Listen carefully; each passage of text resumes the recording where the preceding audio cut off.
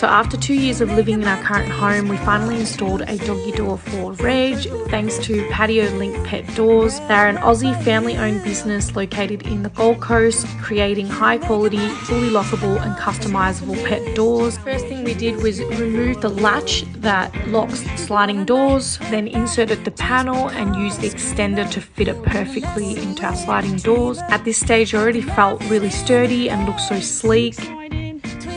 These were the instructions we were following. This is the mohair, so the next step was to slide that in. Next, we moved on to putting holes in the locking bracket that was provided so we could attach our latch onto it.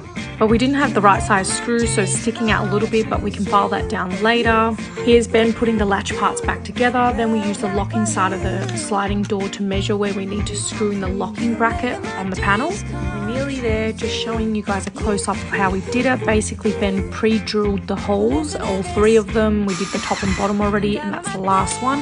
Voila!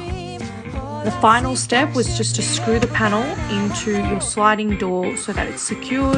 We got a little bit confused at this step because the original screws for our latch was too far in, causing the doggy door panel not to reach the screw. Anyway, we just made 2 new holes and screwed it in. I think everyone can agree this is the best part, so satisfying. This was from this morning. Reggie's still trying to get used to it and it was raining, but he'll get there.